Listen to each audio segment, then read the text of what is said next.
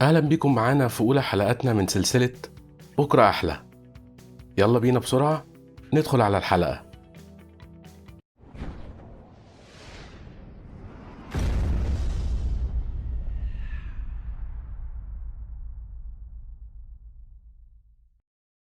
في حلقتنا النهاردة هنتكلم فيها عن إننا إزاي نتعايش مع آلام فقد وفراق شخص عزيز علينا. الحقيقة الإنسان مننا لما بيفقد شخص عزيز وغالي عليه الموضوع بيبقى صعب قوي، وبيترتب عليه آثار نفسية سيئة، وكأن الواحد فقد حتة من قلبه. وإحنا في الحلقة دي هنتكلم عن إننا إزاي نقدر نتخطى الآثار النفسية السيئة دي، وهنقدم شوية نصايح هتساعدنا إننا نقدر نتعايش مع غياب أي شخص غالي أو عزيز علينا. النصيحة الأولى: سيب دموعك تنزل. اوعى تكتم حزنك ومشاعرك، لأن كبت المشاعر هيسمم أعماقك من جوه. سيب دموعك تنزل النهاردة أحسن ما تتجمع وتتراكم وتخرج بعد كده زي البركان اللي بيحرق كل سعادتك.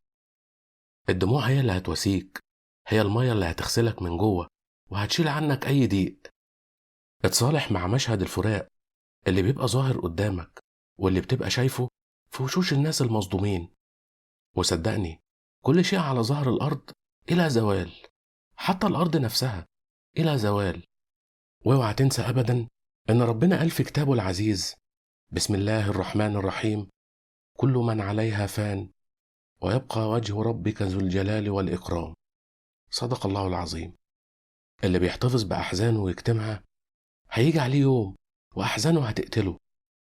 مفيش حد أكبر من الحزن يا جماعة. وتاني نصيحة بنقدمها: اوعى تعتزل الناس. أصعب لحظات الفراق هي بدايتها، عشان كده اوعى تقفل على نفسك، اوعى تعتزل الناس وتقعد لوحدك. خليك بين حبايبك وما تبعدش، لأن وجودك في وسطهم هيخفف عنك شوية من ألم الفراق. ولما تحس باهتمامهم بيك هتوصلك رسالة مباشرة إنك مش لوحدك. ألم الفقد والفراق بيبقى فظيع يا جماعة، والناس القريبين اللي بنحبهم لما بيبقوا حوالينا بيبقوا هما المسكنات اللي بتخفف علينا الألم ده. مش عيب، مش عيب إن الناس تشوفك بتبكي وتنتحب. مش عيب، مش عيب إن الناس تشوف ألامك. الدموع يا جماعة زي الجرس اللي بينبه الناس اللي حوالينا إننا في احتياج ليهم وفي احتياج لأحضانهم ووجودهم جنبنا. النصيحة التالتة هي مراحل الحزن. الحزن يا جماعة زيه زي أي جرح، بيحتاج لوقت عشان يخف ويلتئم، لكن للأسف بيسيب وراه علامة، علامة عمرها ما بتروح. وفي الحزن كل إنسان بيمر ب5 مراحل، ممكن تتفاوت من شخص للتاني، لكن في الآخر الكل لازم يمر بالمراحل دي. فلو مريت بالمراحل دي ما تقلقش، لأن ده أمر طبيعي. وأول مراحل الحزن دي زي ما ذكرتها الطبيبة الفرنسية إليزابيث روس هي مرحلة الإنكار. وفي المرحلة دي بيفضل الإنسان مستغرب ومش مستوعب ومش قادر يصدق إن حبيبه أو صديقه أو قريبه رحل عنه. وتيجي المرحلة اللي بعدها وهي مرحلة الغضب، وهنا بيبدأ الإنسان يرمي سهام غضبه على نفسه أو على أفراد أسرته أو على الطبيب المعالج مثلا، وبعدين ينفعل ويصرخ ويصور. وبعد المرحلة دي ما بتعدي بيبدأ يدخل في مرحلة المساومة، وهنا الإنسان بيبقى على أتم استعداد إنه يتخلى عن أغلى ما يملك في سبيل عودة اللي رحل عنه، وبيبقى على استعداد تام للتراجع عن مواقفه ومبادئه، وبيقبل بالتفاوض حتى لو على حساب قناعاته. وأول ما يجتاز الإنسان المرحلة دي بيدخل في مرحلة الاكتئاب. مرحلة الاكتئاب دي يا جماعة بتبقى مرحلة صعبة جدا، لأنها هي دي مرحلة الحزن الشديد اللي ممكن يعصف بحياة الإنسان، وبيحس فيها إن الحياة مملة وكئيبة وغامقة وكل الألوان اللي فيها زي بعضها.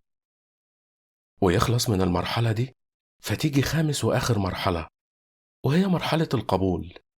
وأول ما بيوصل الإنسان للمرحلة دي بيوصل لقناعة داخلية إن اللي فقده أو فرقه مش هيرجع تاني. وبعدها بيتصالح مع نفسه، وبتمر الأيام وبيرجع يزاول عمله وهواياته. ممكن الأمور ما ترجعش زي ما كانت بالظبط، لكن بترجع. الحزن يا جماعة له أجنحة بيطير بيها مع مرور الزمن. ورابع نصيحة بنقدمها: احتضن أحبابك. لما تفقد حد عزيز وغالي عليك لازم تتمسك أكتر ببقية حبايبك، لازم تستمتع معاهم وبيهم. قول لهم بحبكم. الحياة قصيرة وصعبة، بتحتاج دايما لحبنا لبعض عشان ما تبقاش خشنة وصعبة. وخامس وآخر نصيحة هي القرب من الله. قرب من ربنا بصلاتك ودعائك. ربنا وحده هو القادر على إنه يبث جوه قلبك الطمأنينة، هو القادر إنه يملى روحك بسكينة تخليك أحسن وأفضل. وفي النهاية ربنا يبارك لكم في كل حبايبكم، وما تشوفوش أبدا أي مكروه في عزيز أو غالي. وبس كده وصلنا لنهاية حلقتنا. يا ريت بقى ما تنسوش تعملوا لايك وشير وتكتبوا كومنت، ولو لسه ما اشتركتوش في القناة يا ريت تشتركوا. مع السلامة ونشوفكم على خير.